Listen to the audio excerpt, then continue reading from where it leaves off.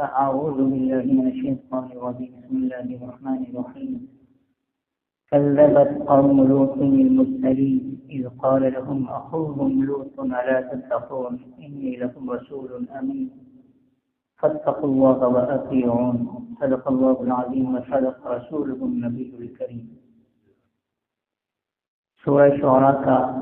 9واں رکوع جبکہ 19ویں پارے کا 13واں رکوع، اس رکوع کی ابتدا ہو رہی ہے۔ اول عزت اس رکوع میں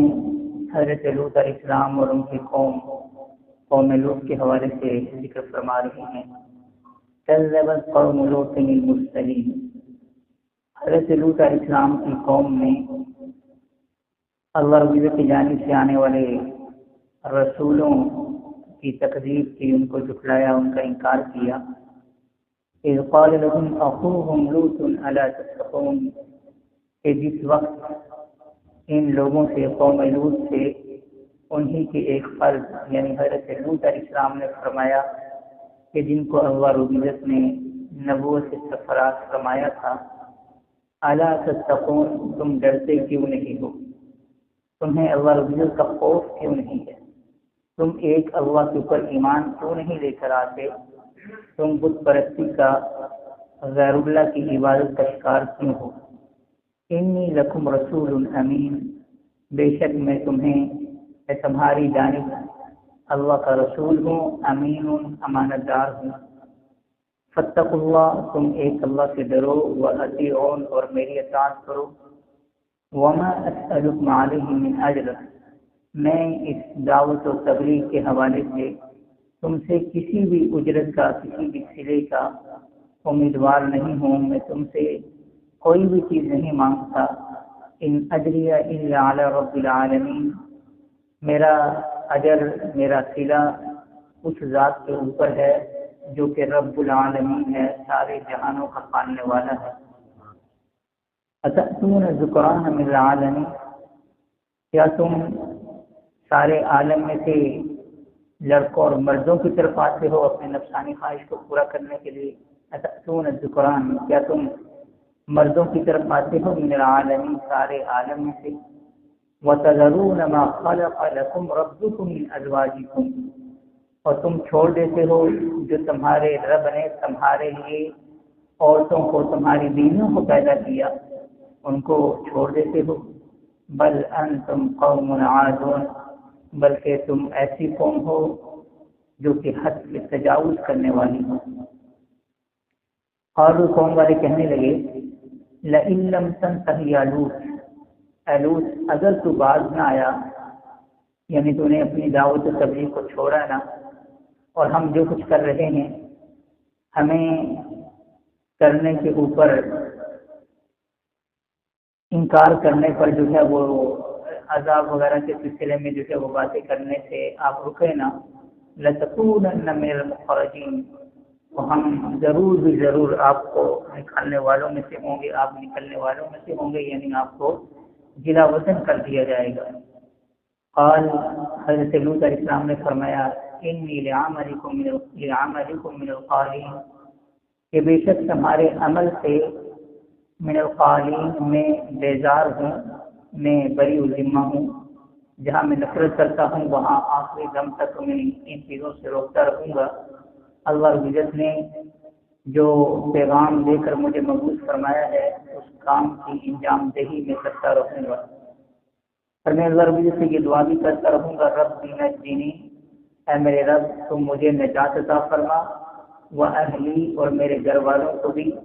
مما یعملون، ان تمام کاموں اور باتوں سے یعملون جو یہ قوم کرتی ہے۔ اللہ رب العزت فرماتے ہیں فنجیناہ واہلہ اجمعین، ہم نے حضرت لوط علیہ السلام کو بھی نجات دی، ان کو بھی عذاب سے بچا لیا، اور ان کے تمام گھر والوں کو بھی، الا عجوزا فی الغابرین، سوائے ان کی بیوی کے، فی الغابرین جو پیچھے رہنے والوں میں سے تھی۔ ثم دمرنا الآخرین، پھر ہم نے دوسرے تمام لوگوں کو بالکل دمرنا، نیست و نابود کر دیا، ختم کر دیا۔ وَأَمْطَرْنَا عَلَيْهِمْ مَطَرًا، اور ہم نے ان کے اوپر بارش نازل کی۔ فَسَاءَ مَطَرُ الْمُنذَرِينَ، جو ڈرائے گئے لوگوں کے لیے بہت بری بارش تھی عذاب کی صورت میں۔ ان فی ذلک لآیہ، بے شک اس واقعے کے اندر عبرت ہے، نشانی ہے۔ وما کان اکثرهم مؤمنین، اور ان میں سے اکثر لوگ جو ہے وہ ایمان لانے والے نہ تھے۔ وَإِنَّ رَبَّكَ لَهُوَ الْعَزِيزُ الرَّحِيمُ، اور بے شک آپ کا رب یقیناً غالب رحم فرمانے والا ہے۔ قوم لوط وہ قوم ہے جس کے اوپر اللہ رب العزت نے سخت ترین عذاب جو ہے وہ نازل فرمایا۔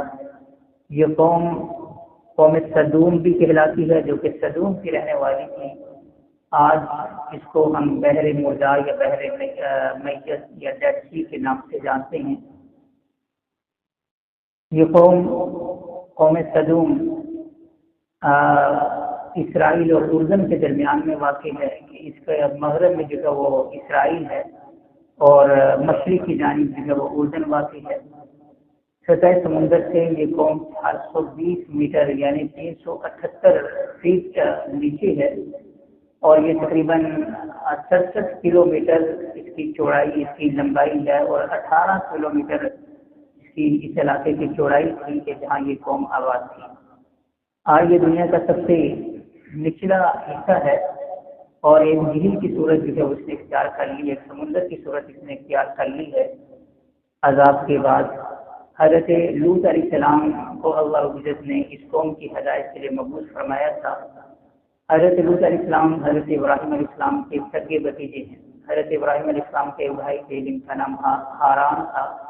ہاران کے بیٹے ہیں۔ حضرت ابراہیم علیہ السلام نے جب دعوت و تبلیغ کا آغاز فرمایا تو ان کے اوپر دو شخص ابتداء ایمان لے کر آئے، ایک انہی کا بھتیجا حضرت لوط علیہ السلام تھے، اور دوسری ایک خاتون حضرت سارہ علیہ السلام تھی کہ جن سے بعد میں حضرت ابراہیم علیہ السلام کا نکاح بھی ہوا۔ اب ان دونوں نے حضرت ابراہیم علیہ السلام کے ساتھ ہجرت فرمائی۔ جب حضرت ابراہیم علیہ السلام کو نمرود نے آگ میں ڈالا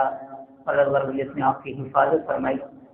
فلسطین کی جانب حضرت ابراہیم علیہ السلام جو ہے وہ عراق میں پیدا ہوئے تھے۔ عراق کا ایک شہر ہے اور وہاں ان کی پیدائش ہوئی، وہاں رہے، اور اس کے بعد اللہ رب العزت کے حکم سے فلسطین کی جانب جو ہے وہ ہجرت فرمائی۔ فلسطین پہنچے تو اللہ رب العزت نے ان کو بیت اللہ کی جانب جو ہے وہ خانہ کعبہ کی جانب، مکہ المکرمہ کی جانب جو ہے وہ ہجرت کا حکم دیا، جبکہ حضرت لوط علیہ السلام کو قوم سدوم کی جانب جو ہے وہ ہجرت کا حکم دیا، اور ان کو قوم سدوم کے لیے نبی بنا کر بھیجا گیا۔ حضرت لوط علیہ السلام کہ جب اپنی قوم میں پہنچے تو انہوں نے دیکھا کہ قوم جو ہے وہ بہت سے منکرات کا، گناہوں کا، بے حیائی کے کاموں کا جو وہ شکار ہے، اور یہ ایسی قوم ہے کہ جس نے دنیا کے اندر ایک بہت بڑے گناہ کی جو بنیاد رکھی ہے، جو موجود ہیں ایجاد کرنے والے ایک بہت بڑے گناہ کو۔ وہ گناہ یہ تھا کہ جس کا ذکر اللہ رب العزت نے قرآن مجید میں مختلف مقامات پر فرمایا، تقریباً 40 مقامات پر اللہ رب العزت نے قوم لوط کا جو ہے وہ ذکر فرمایا، یہ حضرت لوط علیہ السلام کا ذکر فرمایا ہے۔ وہ گناہ یہ تھا کہ یہ اپنے نفسانی خواہشات کی تکمیل کے لیے عورتوں کو چھوڑ کر مردوں کی جانب جایا کرتے تھے۔ انکم لتأتون الرجال شہوۃ من دون النساء، کیونکہ ان کا کام، ان کا گناہ بہت سنگین تھا، اس لیے ان کے اوپر عذاب بھی اسی نوعیت کا واقع ہوا کہ فرشتے عذاب دینے والے جب آئے تو سب سے پہلے حضرت ابراہیم علیہ السلام کے ہاں گئے۔ حضرت ابراہیم علیہ السلام نے دیکھا کہ میرے ہاں مہمان آئے ہیں، اور ان کو اس چیز کا علم نہیں ہوا، کیونکہ انبیاء علیہ السلام کو بھی علم تبھی ہوتا ہے جب اللہ رب العزت ان کو علم عطا فرماتے ہیں۔ حضرت ابراہیم علیہ السلام فوراً بھی اور ایک گناہ ہوا بچڑا لے آئے، آ کر پیش کیا، کیونکہ ابراہیم علیہ السلام کی مہمان نوازی ویسے بھی مشہور ہے، اور ہر نبی جو ہے مہمان نواز ہوا کرتا ہے، اپنے مہمانوں کی خاطر تواضع کرنے والا ہوتا ہے۔ جب کھانا پیش کیا تو فرشتے سے کھا نہیں سکتے تھے، انہوں نے کھانے کی جانب ہاتھ نہیں بڑھائے، تو حضرت ابراہیم علیہ السلام پریشان ہو گئے، کیونکہ زمانے کے اندر اگر مہمان کھانا نہ کھائے، انکار کر دے تو یہ خطرے کی علامت ہوا کرتا تھا۔ حضرت ابراہیم علیہ السلام نے فرمایا کہ کیا وجہ ہے آپ کھانا نہیں کھا رہے؟ تو فرشتے نے پھر عرض کیا کہ ہم فرشتے ہیں، اللہ کے بھیجے ہوئے ہیں، ہم آپ کو خوشخبری سنانے کے لیے آئے ہیں کہ آپ کے ہاں اولاد ہوگی، اسحاق علیہ السلام، ومن وراء اسحاق، اور اسحاق کے بعد جو ہے وہ آپ کے پوتے یعقوب علیہ السلام آپ کے ہاں جو پیدا ہوں گے۔ ان کی اہلیہ پردے کے پیچھے کھڑی سن رہی تھی ان باتوں کو، تو کہنے لگی أَأَلِدُ وَأَنَا عَجُوزٌ وَهَذَا بَعْلِي شَيْخًا، کہ میرے ہاں اولاد کیسے ہوگی، میں بہت بوڑھی ہو چکی ہوں، عمر رسیدہ ہو چکی ہوں، اور میرے یہ شوہر بھی بعلی شیخا بہت بوڑھے ہو چکے ہیں۔ فرشتوں نے کہا اتعجبین من امر اللہ، کیا آپ کو اللہ کے حکم سے کوئی تعجب ہے؟ اللہ تو ہر چیز پر جو ہے وہ قادر ہے، اللہ تو وہ ذات ہے جو آدم علیہ السلام کو بنا ماں باپ کے پیدا کرنے والی ہے، اللہ تو وہ ذات ہے کہ جو حضرت عیسیٰ علیہ السلام کو بغیر باپ کے اللہ نے پیدا فرمایا، تو اللہ کے لیے تو کچھ بھی مشکل نہیں ہے۔ چنانچہ حضرت ابراہیم علیہ السلام سے فرشتوں نے جب ان کو خوشخبری سنائی اور ان سے کہا کہ ہم اللہ کے بھیجے ہوئے ہیں، ہم حضرت لوط علیہ السلام کی قوم کے پاس جا رہے ہیں، اللہ نے ہمیں اس مقصد کے لیے بھیجا ہے کہ ہم قوم لوط کو جو ہے وہ عذاب دیں۔ حضرت ابراہیم علیہ السلام نے فرمایا کہ کیا آپ جانتے نہیں ہیں کہ ان میں حضرت لوط علیہ السلام بھی موجود ہیں، ان پر ایمان لانے والے بھی کچھ لوگ ہیں؟ تو فرشتوں نے فرمایا کہ فرشتے کہنے لگے کہ اللہ کا حکم یہ ہے کہ ہم اہل ایمان کو بچا لیں اور بقیہ تمام قوم کو ہم نیست و نابود کر دیں۔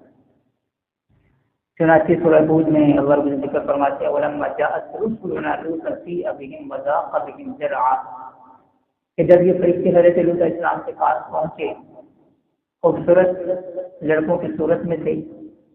حضرت لوط علیہ السلام نے ان مہمانوں کو گھر بٹھایا اور ان کے حوالے سے پریشان بھی ہوئے، کہنے لگے وَقَالَ هَٰذَا يَوْمٌ عَسِيرٌ، آج کا دن تو بہت مشکل ہے، ایسا نہ ہو کہ میری قوم کو ان کی خبر ہو جائے اور میرے مہمانوں کی اذیت کا وہ لوگ جو ہے وہ باعث بنے۔ چنانچہ حضرت ایک روایت میں آتا ہے لوط علیہ السلام کی اہلیہ نے جو کہ کافرہ تھی، حضرت لوط علیہ السلام کی قوم کو خبر کر دی ان مہمانوں کے بارے میں، وَجَاءَهُ قَوْمُهُ يُهْرَعُونَ إِلَيْهِ، تو قوم کے لوگ دوڑتے ہوئے حضرت لوط علیہ السلام کے گھر پہنچے اور آ کر کہنے لگے کہ دروازہ کھولا جائے، اور اس طرح سے حضرت لوط علیہ السلام بہت زیادہ پریشان ہوئے اور ان سے بارہا کہا کہ وَلَا تُخْزُونِي فِي ضَيْفِي، کہ میرے مہمانوں کے بارے میں تم مجھے پریشان مت کرو، أَلَيْسَ مِنكُمْ رَجُلٌ رَشِيدٌ، کیا تم میں کوئی ایسا شخص نہیں ہے جو سمجھدار ہو، جن لوگوں کو سمجھائے کہ مہمانوں کو چھیڑا نہیں کرتے۔ حضرت لوط علیہ السلام جب بہت زیادہ پریشان ہوئے اور دوسری جانب قوم کے لوگ جو ہیں وہ حد سے تجاوز کرنے لگے، دیواریں لان کر اندر داخل ہونے کی کوشش کرنے لگے، تو انہوں نے مہمانوں نے حضرت لوط علیہ السلام سے فرمایا کہ ہم اللہ کے بھیجے ہوئے ہیں، ہم رسول ہیں، آپ پریشان نہ ہوں، یہ ہمارا ایک بال تک بگا نہیں کر سکیں گے، اور ہمیں اللہ رب العزت نے اس لیے بھیجا ہے کہ ہم ان کو سبق سکھائیں کہ یہ اپنی عادات کے اندر، خرافات کے اندر، بے حیائی کے کاموں کے اندر حد سے تجاوز کر گئی ہیں۔ فرمایا کہ یا لوط ان رسل ربک لن یصلوا الیک، یہ ہرگز آپ تک نہیں پہنچ سکتے، آپ ایسا کیجیے کہ فأسر بأہلک بقطع من اللیل، کہ ابھی کافی رات باقی ہے، آپ رات کے کسی بھی حصے میں اپنے گھر والوں کو، اہل ایمان کو لے کر یہاں سے نکل جائیں، ہم ان کے اوپر عذاب نازل کرنے والے ہیں اللہ کے حکم سے، اور یہ عذاب جو واقع ہوگا یہ صبح کے وقت ہوگا، لیکن الصبح بقریب، اور صبح کوئی دور نہیں ہے، قریب ہی ہے، لہٰذا جتنی جلد ممکن ہو سکے آپ یہاں سے ہجرت فرما دیں۔ چنانچہ حضرت لوط علیہ السلام یہاں سے نکل کر دوسری بستی میں چلے گئے۔ اللہ رب فرماتے ہیں فلما جاء امرنا، جب اللہ رب العزت کا حکم آن پہنچا عذاب کے حوالے سے، تو جعلنا عالیہا سافلہا، حضرت جبرائیل علیہ السلام اور دوسرے فرشتے اس بستی کو اٹھا کر اتنا اوپر لے گئے کہ روایات میں آتا ہے کہ بستی میں موجود مرغوں کی آوازیں جو ہیں وہ آسمان کے فرشتوں نے بھی سنی، اور اتنا اوپر لے جا کر جو ہے وہ بستی کو نیچے پٹک دیا، یہاں تک کہ اس طرح سے یہ بستی زمین کے اندر دھنس گئی، جو زمین کی سطح سے بھی کافی نیچے چلی گئی۔ اور اس کے اوپر بھی بس نہیں ہے، بلکہ اللہ رب العزت نے ان کے اوپر پتھروں کی بارش فرمائی، اور پتھر بھی ایسے کہ مسومۃ عند ربک، کہ ہر پتھر پر اس شخص کا نام لکھا ہوتا تھا جس شخص کو وہ لگنا تھا۔ چنانچہ وہاں ایک بہت بڑا گڑھا بن گیا، اور پھر وہاں پانی جمع ہونا شروع ہو گیا۔ آج ہم اس قوم سدوم کی جگہ کو بحر مردار یا بحر میت کے نام سے جانتے ہیں۔ اس کا پانی جو بہت زیادہ نمکین ہے، کوئی بھی جاندار اس کے اندر جگہ وہ زندہ نہیں رہ سکتا، ناقابل استعمال پانی ہے۔ آج بھی اس عذاب کے اثرات موجود ہیں، لوگ جاتے ہیں دیکھتے ہیں کہ ایسا پانی ہے جو کہ بالکل گریز نما ہے، ہاتھوں سے چپکنے والا ہے، اور یہ ایسی بستی کہ جس کو اللہ رب العزت نے بہت سخت ترین عذاب سے جو ہے وہ دوچار فرمایا، کیونکہ یہ لوگ اللہ رب العزت کی نافرمانیوں میں سے حد سے تجاوز جو کر گئے تھے، اور ایسی برائی کا، ایسے گناہ کا یہ شکار ہوئے کہ جو اس سے پہلے مخلوق میں کسی نے ایسا گناہ نہیں کیا تھا، اور بعد میں ہونے والے تمام گناہ بھی اس نوعیت سے انہیں کے ذمے ہوں گے۔ تو اس لیے ان گناہوں سے بچنا چاہیے کہ اللہ رب العزت کو یہ گناہ بہت مبغوض ہیں، بہت ناپسندیدہ ہیں۔ اپنے نبی کریم صلی اللہ علیہ وسلم کے ساتھ اور فرما برداری میں اپنی زندگی خرچ کرنی چاہیے۔ اللہ رب العزت نے فرمایا وما ہی من الظالمین ببعید، اور یہ قوم لوط کی بستی جو ہے وہ مشرکین سے کچھ بھی دور نہیں ہے۔ مشرکین سے کہا گیا کہ آپ دیکھ لو قوم سمود آپ سے تھوڑے سے فاصلے پر نیست و نابود ہوئی، قوم عاد بھی آپ کے عرب کے علاقے میں نیست و نابود ہوئی، اس کے آثار قدیمہ ابھی بھی آپ کے یہاں موجود ہیں۔ قوم لوط کی بستی کو دیکھ لو کہ کس طرح سے اللہ رب العزت نے ان کے اوپر عذاب نازل کیا، وہ بھی آپ سے کچھ وما ہی من الظالمین ببعید، کچھ دور نہیں ہے۔ ان سے آپ سبق حاصل کرو کہ جب انہوں نے اپنے انبیاء علیہ السلام کی تعلیمات کو جھٹلایا، ان کا انکار کیا، ان کو اذیتیں پہنچائیں، تو اللہ رب العزت نے ان کو نیست و نابود کر دیا۔ مشرکین مکہ کی طرح سے یاد رکھو کہ آپ کی طرف آنے والے نبی علیہ السلام اللہ رب العزت کی سب سے زیادہ محبوب ہستی ہیں۔ آپ آج اگر ان کا انکار کر رہے ہو، ان کی تکذیب کر رہے ہو، تو آپ کے اوپر عذاب اللہ رب العزت اپنی حکمت کے تحت فوراً نازل نہیں فرما رہا، لیکن تم دنیا میں کتنا جی لو گے، بالآخر تمہیں ہمارے پاس ہی آنا ہوگا، تو ہم تم سے اچھی طرح سے جو ہے وہ انتقام لے لیں گے۔ واللہ عزیز ذو انتقام، اللہ تو زبردست جو انتقام لینے والا ہے۔ اللہ رب العزت سے دعا ہے کہ اللہ ہمیں قرآن و سنت کو صحیح طور پہ سمجھ کے اس کے مطابق اپنی زندگیاں گزارنے کی توفیق عطا فرمائے۔ الحمدللہ رب العالمین والعاقبۃ للمتقین والصلاۃ والسلام علی رسولہ محمد وعلی آلہ وصحبہ اجمعین۔ اللهم انت السلام ومنك السلام تبارك ربنا يا ذا الجلال والاكرام۔ ربنا آتنا في الدنيا حسنة وفي الآخرة حسنة وقنا عذاب النار۔ اللهم انصر الإسلام والمسلمين، اللهم أعز الإسلام والمسلمين، اللهم انصر إخواننا المسلمين في فلسطين